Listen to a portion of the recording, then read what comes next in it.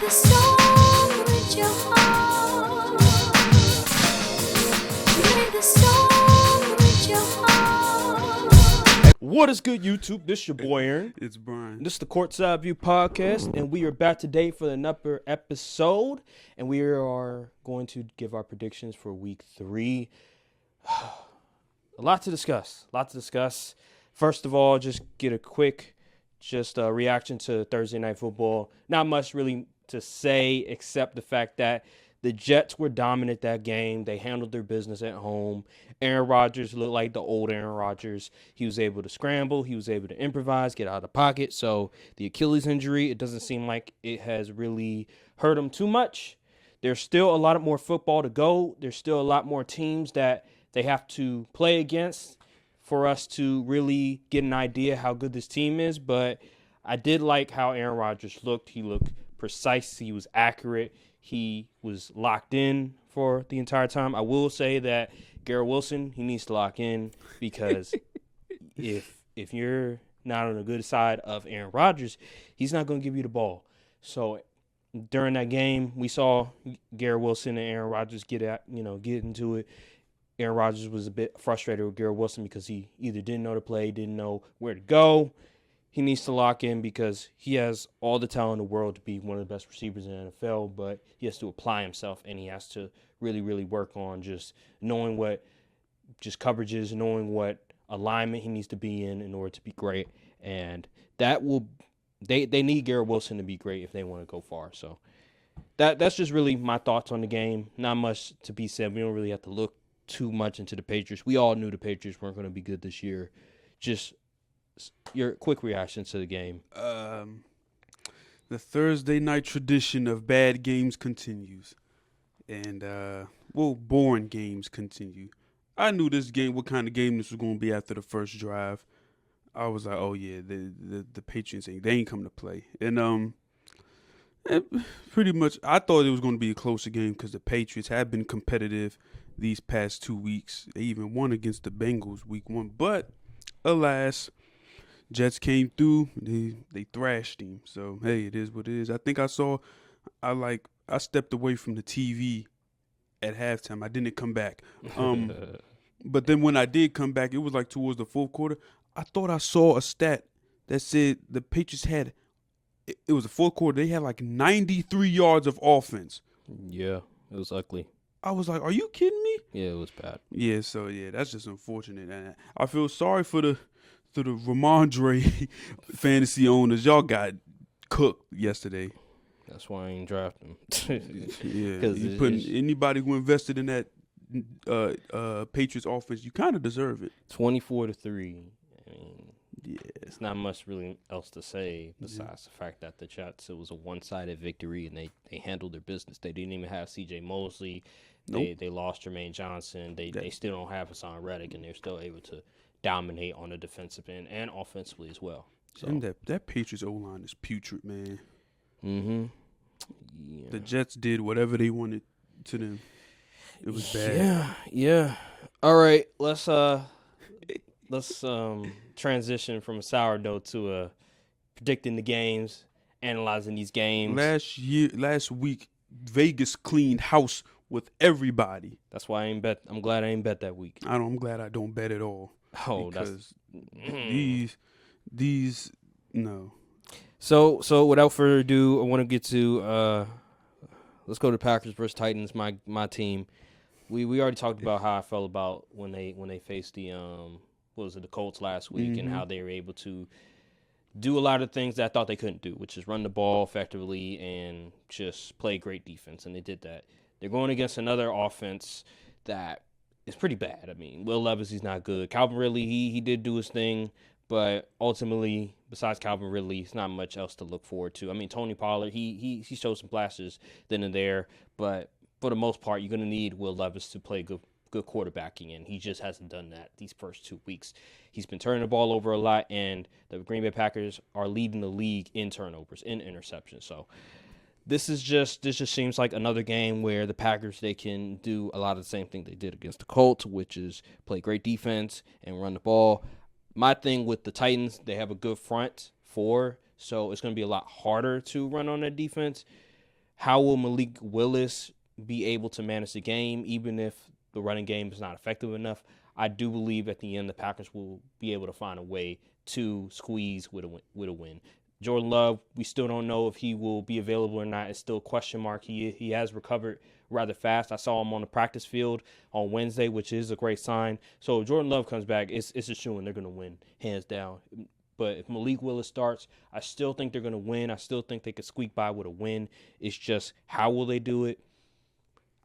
Remains to be seen, but I feel like they'll find a way. Yeah, if they can replicate what they did against the Colts last week and just run the ball and play good defense, they easily walk out of there with a win. But, I'm going to still go Packers because Will Levis is just, I call him, he's prone to do crackhead maneuvers, which means just something do utterly ridiculous that it's just absolutely insane to me. So let's see what he has in store for this week. He may try to I don't even know at this point. He may try a behind the back pass or something. He's the what JaVale McGee of NFL. I was gonna say the whatchamacallit, he reminds me of Carson Wentz. So you know how people will compare a player to another player. They'll be like, he's the so and so of this player. I'm trying to think of who is Will Levis, the so and so of Carson Wentz. I guess he's the Patrick Mahomes of Carson Wentz's. I don't know, but that's just how he plays. He's just not good. Sometimes I just feel like he doesn't think. He just, oh, you know what? Why not do that? Why not throw in a bad interception? One of the worst interceptions we ever seen. Yeah. Will Levis is the Sam Bradford of Josh Allen's. That's a good one. Yeah, man, he's just not good. There's nothing really much to say. I warned people about him. I said I'm not a believer. Even though they brought in Brian Callahan from the Bengals, I didn't think that this was going to work well because you're going from Joe Burrow to Will Levis. A huge downgrade. So why should I believe in this offense? Let's go to the other game. Let's go to the Chargers and Steelers. This one, the Chargers have done a really, really good job of establishing the run. J.K. Dobbins has been running the ball super effectively. I think they lead the league in rushing yards per game. The defense has been balling out as well. They've been doing a really good job. Brandon Staley, when he was there, his calling card was defense, but now all of a sudden they can play defense again. Oh, who would have known? the Steelers, the Steelers, they have been doing a really good job defensively as well, and Justin Fields, he hasn't put the ball in harm's way. I don't think he's passed for 200 yards yet, but still, he's been completing passes. He's done his job. He has not put the ball in harm's way. They've been getting a lot of field goals. He was able to pass for a touchdown last week, which is great. They also are able to establish the run a little bit. Ultimately, the offense is just not that good. It's very conservative. They're playing off of the defense. My question to you is, number one, who do you think is going to win? And two, how do you think this game is going to turn out? Okay, so the one thing I know the Steelers key in on is run defense. The run defense is very important for the Steelers defense, and they don't allow a lot of rushing yards. I mean, Bijan only had about, I don't even know how many, maybe 40 yards or so against them week one, and last week, Javonte Williams, Jaleel McLeod couldn't really get anything going in the run game, and, this Chargers offense is very run dependent. I don't really see Quentin Johnston replicating that performance he had last week where he had 2 touchdowns against the Panthers. I think the Steelers, as long as Justin Fields can keep the ball out of harm's way and just play complimentary football, I like the Steelers here. The Steelers, they only are favored by 120, 25. But I still go. I think the Steelers win. Okay. It'll be a close game, in my opinion. It is in Pittsburgh, so they do have home field advantage. I like both coaches. I like John Harbaugh as the coach and Jim Harbaugh as the coach, and I like Mike Tomlin. They're both really, really good at what they do. they both play similar styles in a way. Like they both want to run the ball. They both have pretty good defenses. But I'm gonna go with the Chargers this game. I think the better quarterback prevails. Although they don't have the best receiving core in the world, I just think with Justin Herbert, I think the better quarterback prevails. I think the defense has been balling out lately. I like Justin Fields, but I'm wearing jersey high, right? But it's just like you got to score some touchdowns, and I just don't think they're going to score enough touchdowns in order to win. So I'm gonna go with the Chargers this game on the road. By the way, That's fair. In a close contest, I think this will be a 27. No, not 27. Excuse me. I would say probably like a 23-20 type of game. You know, get over 20, but still a relatively close game. The over-under is at 35, so that lets you know what the Vegas thinks the scoring of this game will be. Well, you know what? Maybe not 23-20. Maybe 20. I don't even think they get to 20. You don't think Chargers get to 20? I think it's like more like 18, 16, 18? Something like that. You don't think it'd be like a 2014 game? I mean, it could be. 2014 game? This might but be these one are of good the, defenses, This though. might be one of the games where whoever makes the first 3 big plays win. You're saying. I'm just trying. I think 20. I'll go 2014. Okay. I'll go 2014. I can't give any score. I say like 18-16, 18-14, something like that. Yeah. All right. Let's go to the next game. Let's see here. What we got. So we have Texans versus Vikings. This one's pretty interesting. Both teams have been red hot. I'm kind of concerned for my fantasy team. Who? Because Justin Jefferson got to go against Sting. Man. And then that pass rush, too. Mm-hmm. So it's not – Sam Darnold not going to have all the time in the world to throw the ball. They are at home, though, and they play pretty well at home. They beat the 49ers at home. That is true. So that's a good thing. And Flores is good against that Shanahan tree. I'll probably this is a good one. I think this will be a closer game than people think. I'll go with the Texans though, just from the simple fact they have the better dudes. They have the pass rush. Stingley, he's phenomenal. C.J. Stroud, he's the better quarterback easily. Vegas is interesting. The spread is only +2 for the Vikings. They have the Vikings as the underdog. Yeah. Okay. Yeah, I think.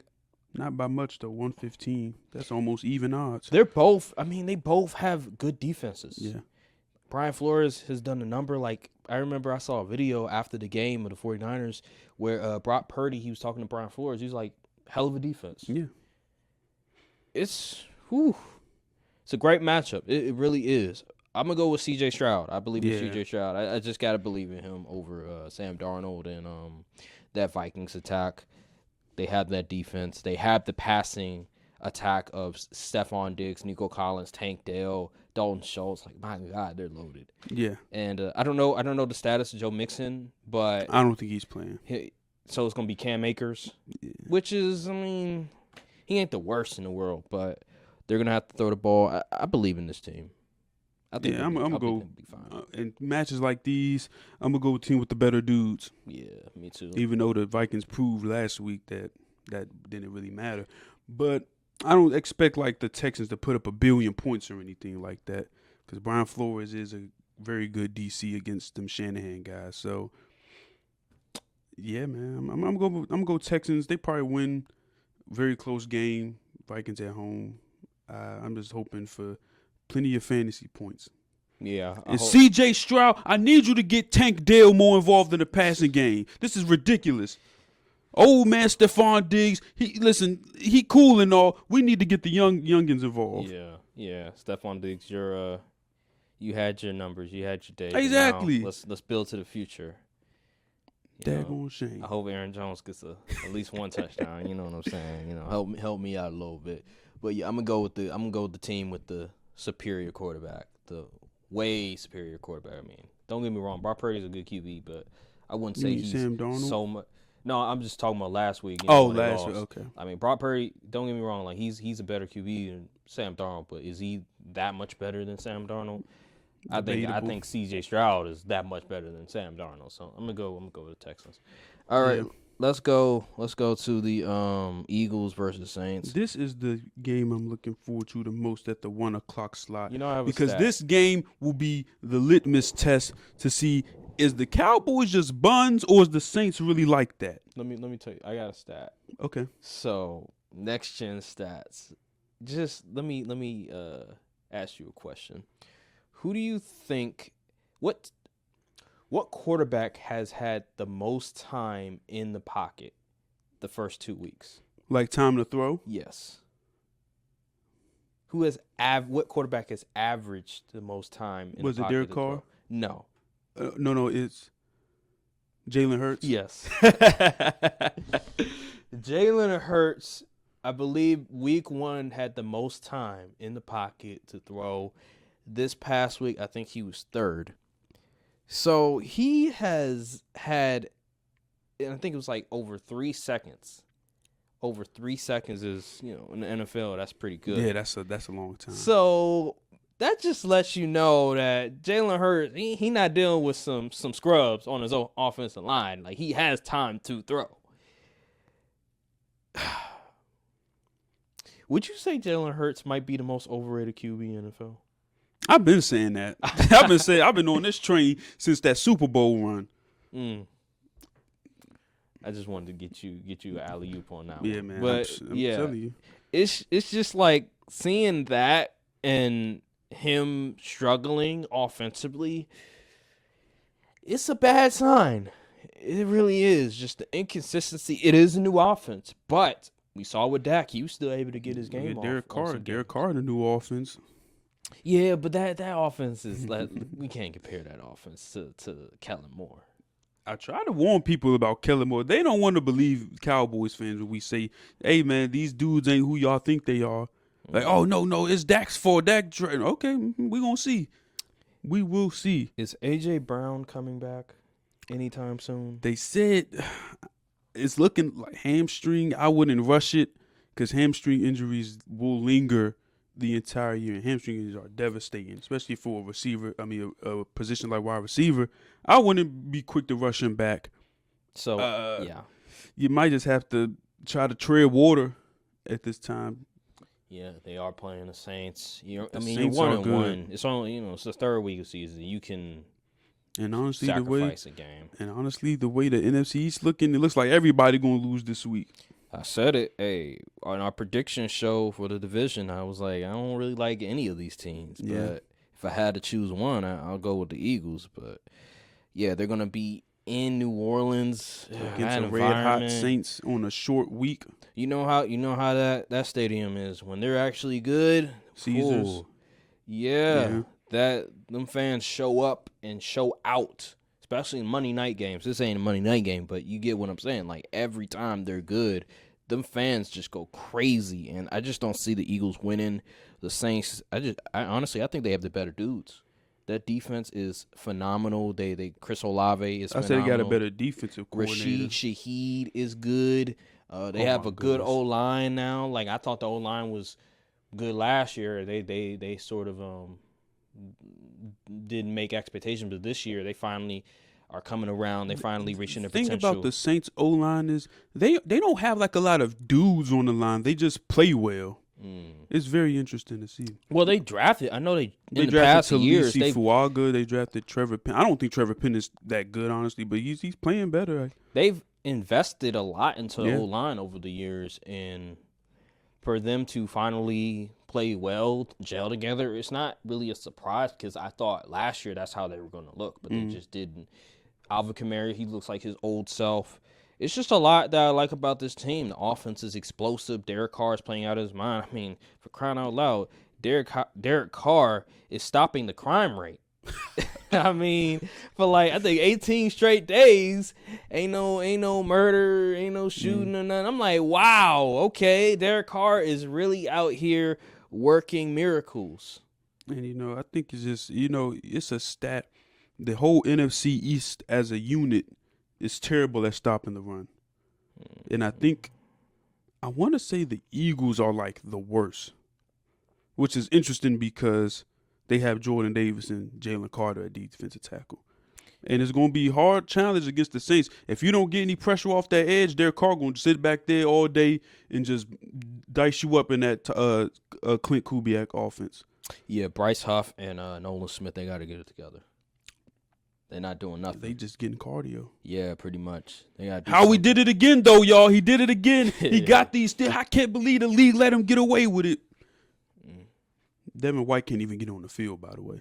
Yeah, he was a healthy scratch. Just a bunch of stuff going on with the Eagles defense. I've heard Eagles fans saying move Jalen Carter to the edge. I said it's that bad. I don't know what to say, man. I just think that secondary is terrible too. Yeah, Darius Slay. I think he's on good dude watch. He's on good dude. Yeah. What about Quinyon Mitchell? I mean, he had a solid week 1, but then week 2 came around. Rookie play, it goes up and down. I ain't gonna give up on the youngin yet. It wavers on some, but overall. But man, them linebackers, whew. It's not good. It's not good.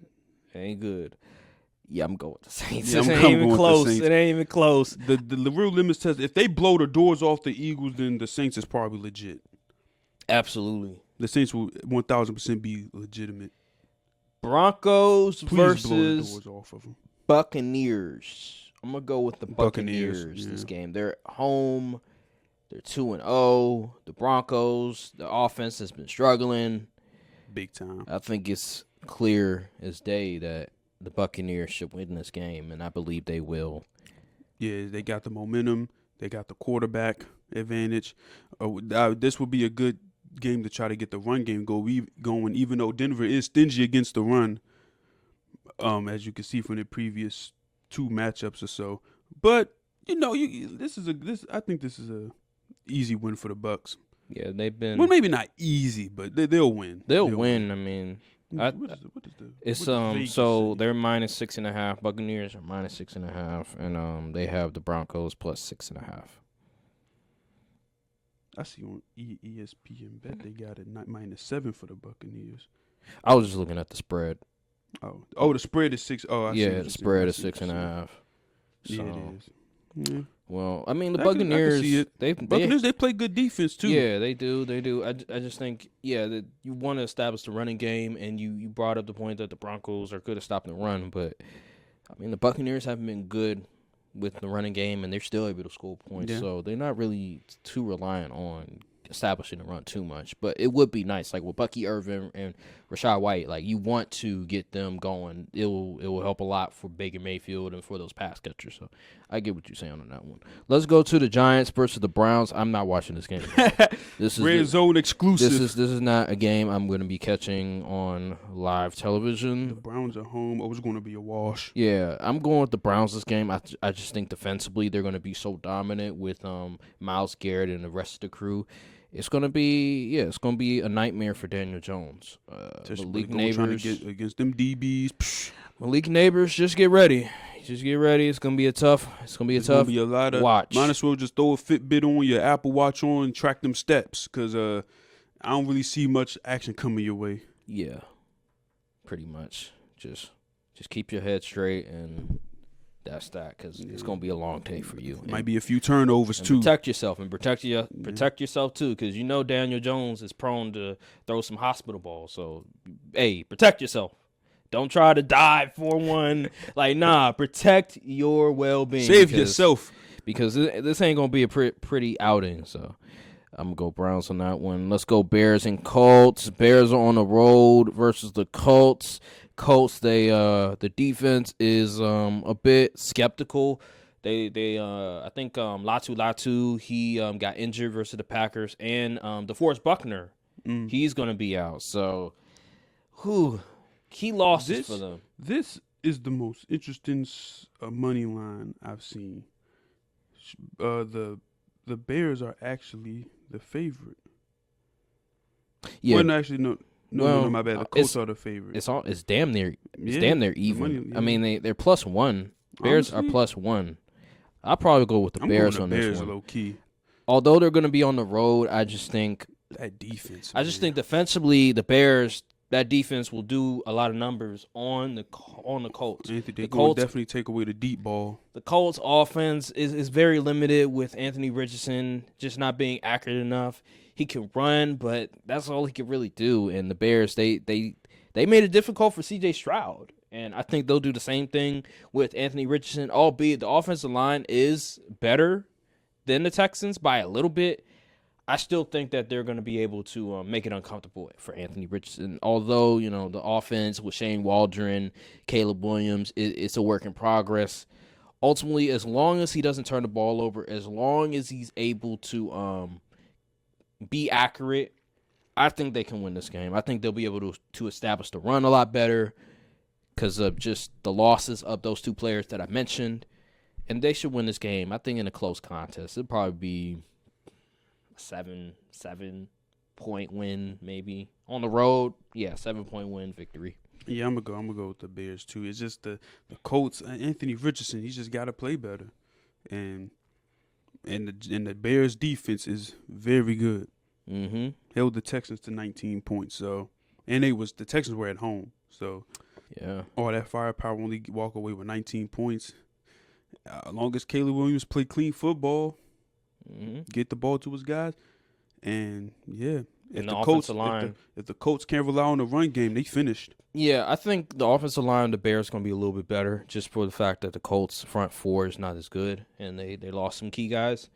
As long as the Bears offensive line, especially in the middle, can hold up, I think they'll be fine, and I think that's when it's going to happen. All right, let's go to the Panthers versus the Raiders. This is another game I'm not going to be tuning in. Panthers and Raiders. This one, Bryce Young, we already mentioned it, got benched.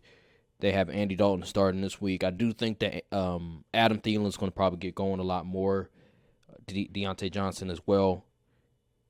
They're playing the Raiders that just came off a victory versus the Ravens, but I don't take too much from that because the Raiders, they have a pretty solid defense. I mean, last year against the Chiefs, they've held the Chiefs' offense to a relatively good degree. This game, man, the Raiders are at home. I'll probably go. What's the spread? You want to hear a stat? What? What's the stat? Andy Dalton is 5-0 against the Raiders all time. Yeah. The spread has the Raiders -6, which I don't like that. I feel like they kind of overrating the Raiders a little bit. -6? The Panthers are pretty bad. They are, but are the Raiders? I know they beat the Ravens, but it's Gardner Minshew, and the talent level is just not that good. They can't really run the ball all that well. You know what? Man, I might sound crazy. You won't go with the Panthers? I might go with the Panthers. I was thinking the same thing. With Andy Dalton in the game, it's a new quarterback. The offense might feel rejuvenated. First week. I think I'm gonna go with the Panthers. My thing with just the Raiders, that's the one thing. They beat the Ravens. They probably feel good about themselves. They probably feel themselves like, oh, we got the Panthers next. Man, Andy Dalton starting the quarterback. Man, we ain't got to worry about them. I just think this game does have upset written all I just over think it. that they're gonna underestimate the Panthers. I know this is not a football analysis or anything like this. It's just like, oh, I just feel a certain way about this game, and that's just how I look at it. That's all I can really go off of. I just don't think the Raiders are all that good, although they beat the Ravens. I think the defense is okay, but against the Panthers, against a team that isn't very good, I think they're going to underestimate them, and I think they lose. Yeah, I'm gonna go Panthers in the upset. Probably win by a last minute field goal or something. Yeah, I think it's going to be some fluky stuff involved in that game. Yeah, 4 o'clock game. After what Vegas pulled last week, I can't put it past any of these games at this point. Nope. Ravens versus Cowboys. Let me hear it. How you feel about this game? I want to say this has bounce back game written all over because Mike McCarthy, for some reason, he is good after a loss. Every time after you lose a game, he wins the next 3 or so. But this year, after what I seen last week from the Cowboys, it's the same old stuff, at least against the Shanahan tree guys. I want to say we can. I truthfully believe we can win this game. But will we? I can't say we will. I just cannot see the Ravens and Lamar Jackson being 0-3 to start the season. I just can't. I can't see it. That's literally the reason. Like, I can't see it. The Cowboys, they played soft last week. The players talking about effort and all of that, and I'm just like, oh my goodness, they gonna let Derrick Henry rush for 200 yards at the age of 50 or something. I don't know. We haven't beat Lamar Jackson. We're 1-5 all time against the Ravens, which is the worst any team is percentage-wise against any team ever. So I'm gonna go Ravens, man. I think it'll probably be a closer game. It's definitely gonna be closer than the Saints game last, but they gotta show me, man. The Cowboys gotta show me. They gotta show me to put my faith in them again. Yeah, I'm gonna go with the Ravens too. I think they're gonna be able to establish the run. They're gonna be able to just the offensive line is gonna play a little bit better than they normally have. I think Lamar Jackson and Derrick Henry are gonna be able to do the thing. The Cowboys,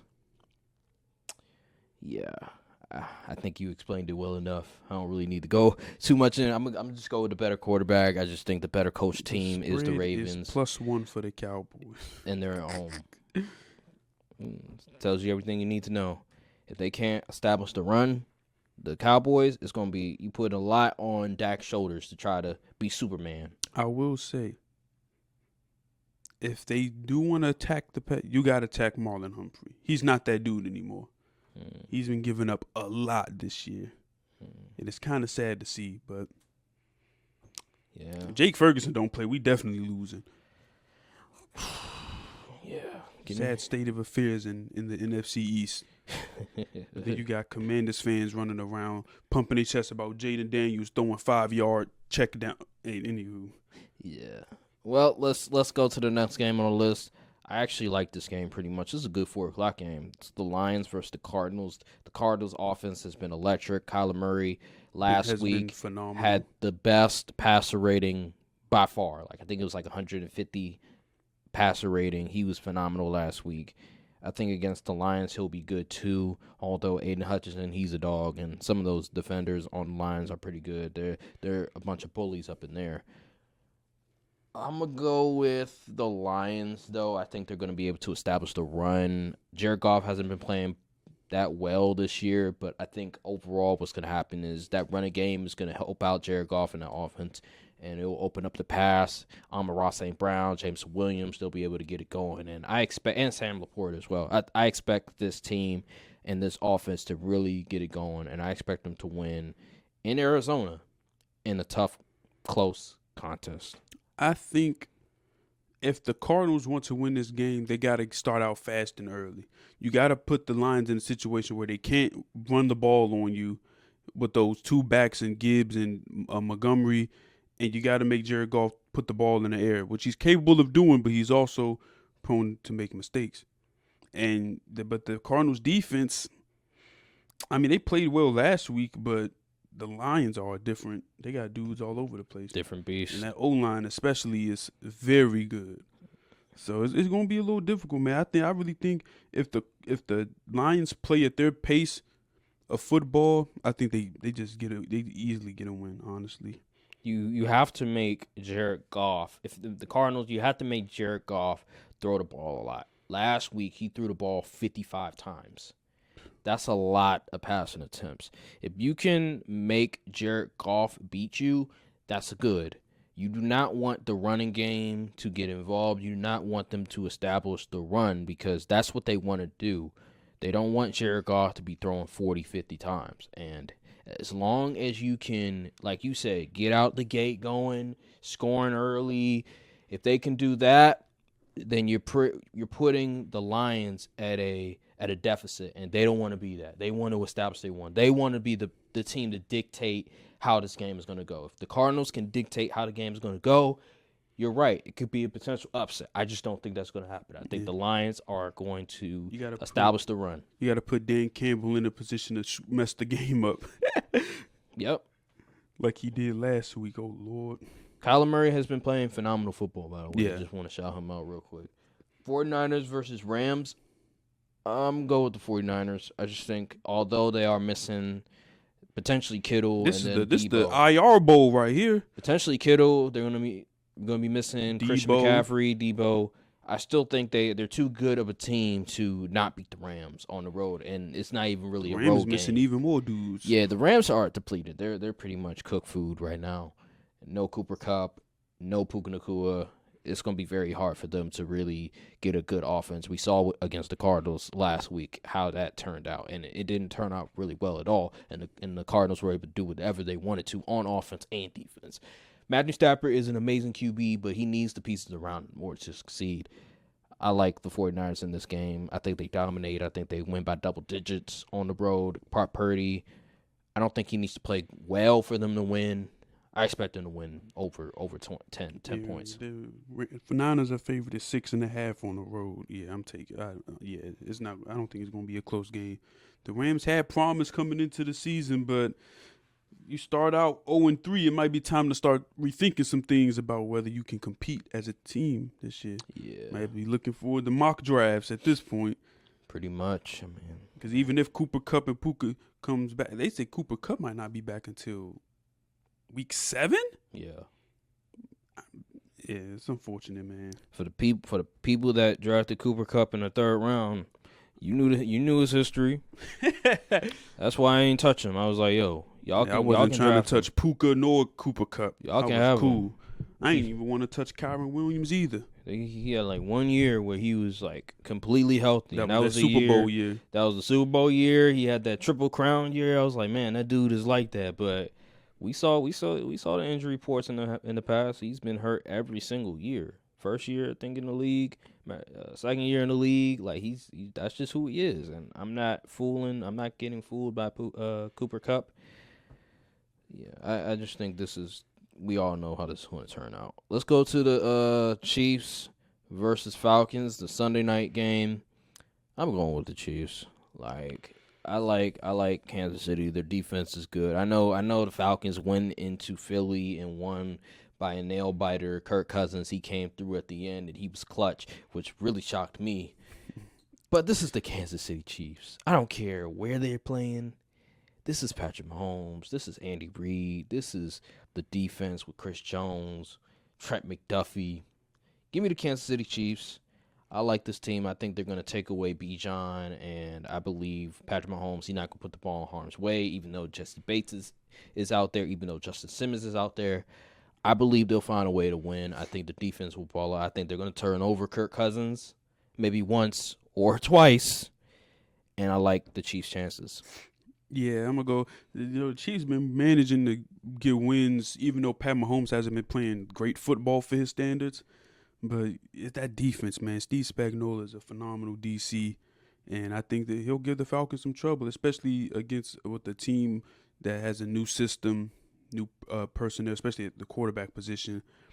And yeah, so I just think the Chiefs get it. Yeah, let's go to the Jaguars versus the Bills. This is the first Monday night game. I like the Bills in this game. 2 Monday night games. What are we doing? I know, right? What are we doing? Jaguars versus Bills. I like the Bills this game. I'm not a believer in the Jaguars. Let me tell you something. On Next Gen, the worst completion percentage from week 2 happened to go to Trevor Lawrence. Worse than Anthony Richardson, worse than Daniel Jones, worse than any quarterback that you can name of that was starting week 2. He had the worst completion percentage. It was less than 50%. That's how awful he was, and I don't think it's going to get better against the Bills. The Bills are at home. Jaguars, they're going to be on the road on Monday night. By 5, yeah, it's over. It's just this Jaguars offense is just not good. I was watching some of the red zone plays, and some of it you could say, well, the plays weren't that good, and then some of it was just Trevor Lawrence not being good, not being dialed in. He was missing some throws. He was not making the right decisions. I just don't see it with Trevor Lawrence. I don't see it with his offense. I don't know why they kept Press Taylor as the offensive coordinator. It makes no sense, especially when you struggled the previous year. How can you still trust the guy if he struggled the previous year? Beats me, but it's just a reality situation, and I don't see them getting any better. The Bills, they're not the greatest defense in the world, but they have a good scheme. They just know how to scheme things up because of the head coach, Sean McDermott. That offense is working. Yeah, it's working. They're spreading the ball around. James the Cook is getting Jaguars, involved.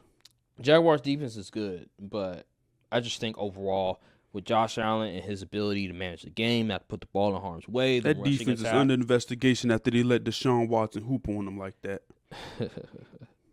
Well, you're right. And they're going to be on the road too, so it's going to be a lot harder. So, yeah, give me the Bills this game. What about Give me you? Josh Allen in prime time. Yeah, I'll take that bet any day. Mm-hmm. Yeah. All right. There's gonna be some picks that we're so wrong on that we thought we were gonna be so right on. I don't know what team. I don't know what game is gonna be, but like I already know I think it's gonna I be have something. some candidates. I feel like this week should be a lot More tame, easier, a lot better for us. Like week 1, where I went 10-6. I went 11-5. Yeah, I feel like it should be something like that. Week 2, that was an aberration. Like that was just fluky stuff going on. That was a fever dream. You know, like you're gonna have one of those weeks every once in a while. I went 7-9. Like we all know, like this week it feels more predictable. Like it doesn't feel like like a lot of games are gonna go out of hand. You know, so yeah.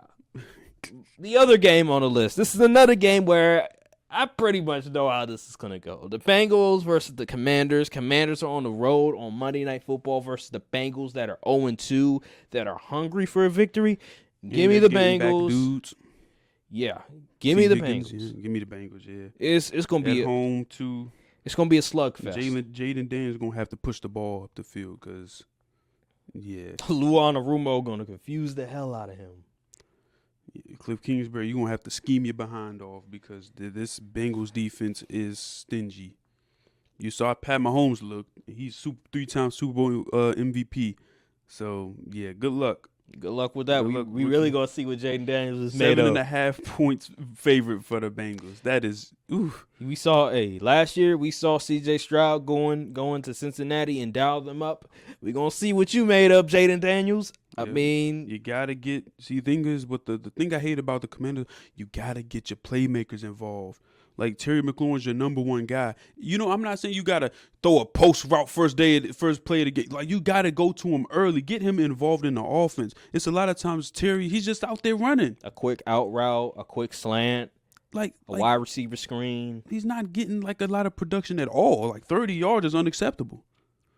He should have, 10 targets this game. At least 10 targets. But I don't think that's going to happen. I think whoever the number one corner is going to be strapping them down. It's going to be an ugly contest. The guy that was that picked off Cam Taylor-Britt. Yeah, him and they have some other dudes that can probably hold their own against Terry, and Jaden Daniels was going to be like, I'm gonna just run. I'm gonna just scramble. I don't want to put the ball in harm's way. I don't think he's turned the ball over yet. Nope. But the film still doesn't look good. Don't say that. The Commanders fans gonna get you. They swear he's been elite. Well, he hasn't been playing bad, but no, I don't think he's the worst in the world. I just think that I don't think we've seen enough. I mean, he's doing what Cliff Kingsbury telling him, which I guess would be successful quarterback play. But I'm not seeing anything that's like really jumping off the film. I think I'm going to go back and see how Lamar looked his first year because he was more of a runner than he was a passer. And I remember the Baltimore Ravens, when they put him in the starting lineup and they benched Joe Flacco, they went on like a winning streak and they made the playoffs. I'm going to go look back and see how Lamar looked because I remember he was a lot of a runner too. I just don't know I don't know, like, what's the difference between how he was versus Jaden Daniels. I don't know if, like, Jaden Daniels, he's a little bit less of a pocket passer than Lamar was when he first came into the league. So I have to do some digging and do some research on that because I'm curious to know, like, all right, the evolution of Lamar Jackson, because he was looked at as just a runner, but now he's one of the best improvisers, one of the best throwers of the football in the league. With Jaden Daniels, who knows? Like, could it be possible that he can one day be that? A lot of people misevaluated Lamar. They didn't realize how much arm talent he had in Louisville. I mean, look who he was throwing to. Yeah, right. Yeah, and that. I don't think Jaden. He doesn't have nearly enough as good an arm talent as Lamar when he came out, in my opinion. Oh, when he came out, yeah. Really? Yeah. Wow. Because this arm, I mean, Lamar will flick his wrist and throw the ball 60, 50 yards down the field. Really? Yeah. You think I didn't think he has good arm strength. I think he has good. I'm telling you, I've seen some throws. Lamar was like, how in the world did that go? Like, literally, I thought he was going to throw like a little 15-yard out. The ball going 40 yards down. I said, what in the world? Like, Lamar doesn't really step into throws and like playing off that back foot, really drive into the ground. Like, a lot of the time, he's just flicking the ball. And it was just. Yep. Yep. You're right. He's very underrated arm talent. Yeah. Yeah. It's just his placement at times is like, oof. And I think with Lamar, the difference is that Lamar, he'll throw on the run. Like Jaden Daniels, he doesn't do that. Like, it's like if he's going outside the pocket, like he's just gonna run. Like, it's no throwing on the run. It's no trying to improvise, try to, buy some time, figure out, okay, the play's not working, so let's try to do backyard football. I just want Jaden Daniels to trust his eyes. That's the biggest thing. Trust your eyes, trust the play, trust the look that you see. Don't be scared. I did like how he played later on in that Giants game, though. I was okay. He's making some throws. This is what I wanted to see. I think he has it in him. I think so too. You just can't be scared. I honestly don't think that scheme is helping him, though. It's not really helping his case because Cliff King, it's not a lot of motion. The routes is very simple. It's like they trying to like keep him in a cage. It's like, They're trying to make it simple for him. Yeah. They don't want to put too much on But that could really hurt shoulders. your QB because if you're going against a team where you really got to read and like adjusting it, I don't think Cliff's going to be able to do it. Maybe it's because it's too soon. It is early in the season. Maybe it's because it's so early that they want to. They want to to training wheels on up. a little bit. Yeah. Yeah, get the training wheels. They don't want to overwhelm him too early to where, okay, we're We're just gonna throw you out there with a whole freaking scheme with 18 checks and all of that. Yeah, I see what you mean. Yeah, like putting option rounds, all this other stuff. Like you got to Oh, really my option. Oh goodness, I hate option. I got option route PTSD from Kellen Moore. Yeah, like really like know exactly. All right, here's the coverage. Okay, if this is the coverage, then the receiver go here. Like you don't want to do that. But then again, this was Tom Brady was talking about. Why are these QBs coming into the league, especially as someone that's been playing long as Jaden Daniels? They aren't making checks at the line. They really not recognizing. I'm not saying Jaden Daniels specifically doesn't know how to do that, but a lot of QBs are playing longer in college, but they coming into the league less polished. Yeah, like C.J. Stroud is an anomaly. He came into he's reading, checking at the line. He's doing all this stuff. Changing the pass protection too. Yeah, exactly. And S2 score, whatever, man. But it's just like these QBs, like Tom Brady said, they coming into the league not knowing how to play the position really. They know. He said they're learning the offense. They're not learning how to play quarterback. And I couldn't agree more. Yeah, I saw there was a clip. This is just in terms of like Caleb Williams. Since we're talking about like young QBs, I will say you were right that Caleb Williams did play better week 2.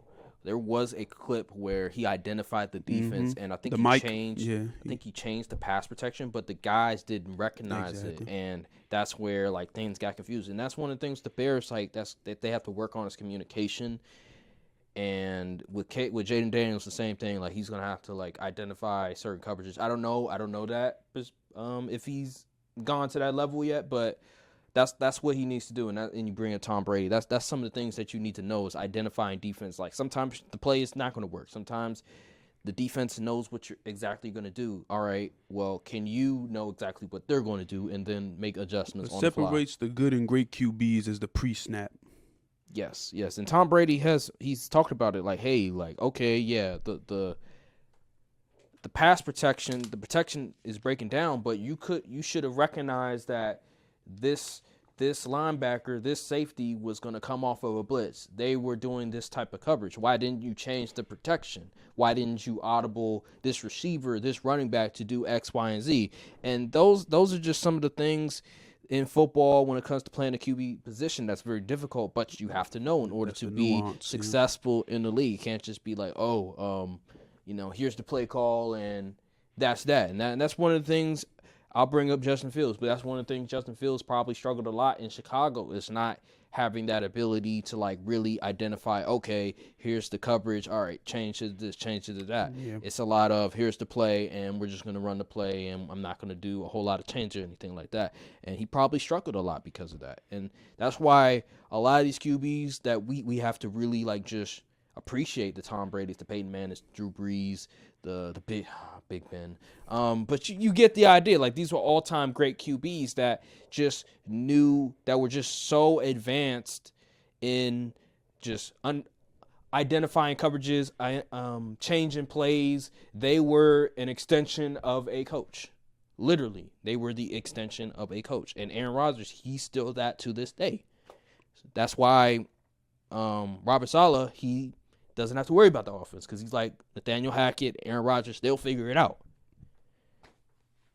That's just the way that these young QBs are going to have to look to in this day and age, is trying to figure out all those other things. It's not college anymore. College, you go on the sideline, you look at, they got all these big posters and stuff with these images, and they just look at that like, okay, that's the play, gotcha, and we're just going to run it like that. No. It's a lot different in the league. It's a lot more complex. Players are a lot smarter, faster. They know what you're going to do. They watch film. Yeah. It's the game within the game, as Draymond would say. It's a chess match. Yeah. It's a chess match. If you don't got a center that's good at identifying stuff, your rookie QB may struggle. All right. Well, I want to transition to the last topic. Something happened yesterday. Oh, goodness. I was listening to this on the radio when it happened. Mel Kiper, we all know Mel Kiper. If you watch football, if you watch the draft, famous for his NFL draft coverage for ESPN and his mock drafts as well. He was on Get Up, and he was complaining about the lack of touchdowns in the NFL for the first 2 weeks of the season. And he suggested that the defenses, when they do cover two, that the safeties are too far back and that they should be probably 5 yards and not 10 yards. So the football Twitter went in an uproar. Like, everybody united against Mel Kiper. Like, what are you, like, this is ridiculous. Former football players were like, this is disgusting. Like, I can't believe I listened to that. I agree with their assessment on it, because the defense is already limited on what they can do. And to suggest that cover two is so advanced, so difficult for the offenses that they should restrict it is ridiculous. The problem, I saw something where, listen, if they're gonna do cover two, run the ball. Just run the ball. It's simple as that. And there's different variations of cover two. We'll need to get into that. But there's so many different variations of cover two. Just run the ball. It's not that hard. It's okay to run the ball. Like, listen, I want to see more touchdowns. I want to see more 30, 40, 50-yard touchdowns. But we have to be honest about what's going on in that. The offensive line play is not that great. The running game, they're not – listen – we went away from the running game. All right, now we have to go back to it. That's just the way things are. It's a cycle. It happens. What is your thoughts on Mel Kiper Jr. saying this?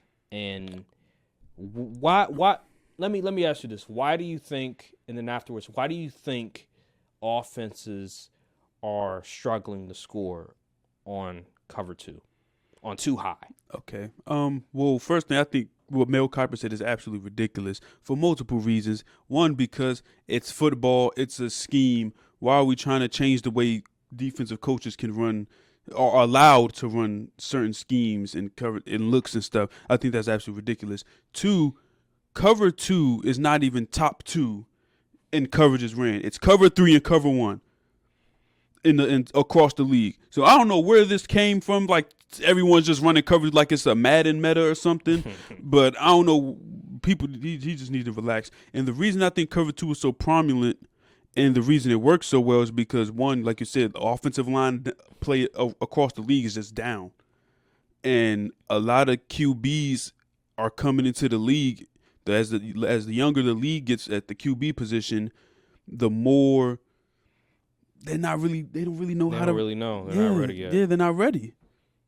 And like I said, a lot of teams just simply they can't run the ball. They adopted the running backs don't matter philosophy and said we're just gonna wait till the fourth round to get a running back, and it's coming back to bite them. They're trying to scour the free agency pool for Cam Akers and them type of people, and this is not working out for them. And at the end of the day, you can't block. And if I'm going against a rookie QB, I'm gonna sit in this cover too, and I'm gonna force them to figure it out. Okay. And also a lot of coordinators don't know how to beat cover two. They don't have either don't have the personnel, or they don't have the QB, or they simply just their play calling isn't good enough to beat it. And that's just what it is. And most teams would rather be like, you're going to have to get us out of cover two. And a lot of teams just haven't been successful doing it. And the scoring being low, just got to play better offense. It's a skill issue, in my opinion. I think another thing, the fullback. I think, honestly, it's not. I mean, the fullback. They tried to get rid of the fullback. Not a whole lot of teams rely on the fullback too much, but I feel like the fullback position is important as well when you're trying to run the ball, when you're trying to do a bunch of things on play action. Like, you need the fullback to help with pass protection and with run blocking. I just think if a lot of more teams invest in fullbacks, 49ers, hello, Kyle Juszczyk, he's a really good fullback. He's done a really good job of just helping with run blocking, pass protection, and other stuff that they're using with. And they're one of the better offenses in the NFL. Why not invest in fullbacks more? Yeah, that definitely could help as far as our run game goes. And also, I mean, I'm not surprised the scoring numbers is down, especially because like QB play is getting younger across the league. Like we're past the days of the Brady, Breezes, Mannings, and all. It's a new era of QBs, and honestly, this is a down era for QBs. Like, the QB play, like top 10 dudes would not even be top 15 years ago. So I mean, hey, it's just what it is. Yeah.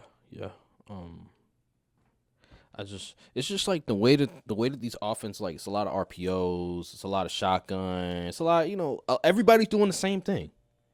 Everybody's doing the same thing. Now, obviously, like, certain teams, they'll implement certain type of plays that, like, certain type of motions that confuse the defense, but a lot of it's the same stuff. So, a lot of teams are late to adopt philosophies that actually work. And I think another thing, I always hear a lot about how the NFL has really adopted a lot of stuff from college. I mean, you've seen the way these QBs play when they first come out. You kind of have to. Maybe because in the past, I remember like 10 years ago, in the past, there was this whole thing about, well, the NFL offenses and college offenses significantly different. Like, you're not blame RG3. That is true. That's a good point. Well, now I feel like it's not as much of a case anymore, where you could say, well, the transition is as significant as it once was, where you come into a league and, you got to play behind center. But, like, nowadays, it's not a whole lot of times where you have to play. Yeah, that's a lot of shotgun. It's a lot of shotgun. Oh my God, I hate runs out of shotgun. Oh yeah, I don't get it. I don't get it at all. Like, okay, you have a really fast running back. I can kind of understand that sometimes, but almost every time.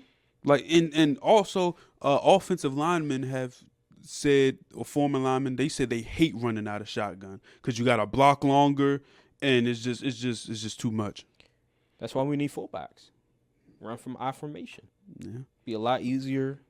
And just under center, if you want to run the ball, under center just makes sense because then you can really get them with a play action.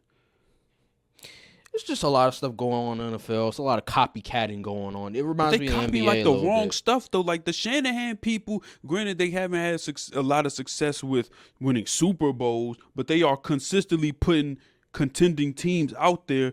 Why aren't people just like stealing all of their coaches? Or stealing their philosophy? Like, I just don't understand why it's these owners, man. These owners and GMs, they just got this football purist mindset, but then they want to trot out these unhonorable offenses when it comes to. I just doesn't understand. I baffle. Like, it's just baffling me. I would steal every last one of them Shanahan coaches, them Kubiaks, them Shanahan treatment. I'm stealing all of them. Yeah, you got a point, man. Got a point. It's we're in a weird state of things. It kind of reminds me of the NBA a little bit. NBA, everybody want to chuck up threes. Everybody want to speed up. That's the the thing. pace. They want to chuck threes, but they don't have the Warrior system or the personnel to even do it. See the similarities? Yeah. Only difference is that college basketball and NBA basketball is completely different. Yeah. Like, that's the thing. NFL and college, I see a lot of similarities. While with college basketball and NBA, it's like night and day difference. It's not even close. Is there anything else we should talk about before we get out of here? Nah, not that I know of. All right, well, that'll do on this episode of the Courtside View Podcast. Make sure to like, subscribe, comment down below, hit the notification bell, follow the socials, and we'll see you all on the next episode of the Courtside View Podcast. Thank you guys for watching, and peace. Salute. Just let me be me.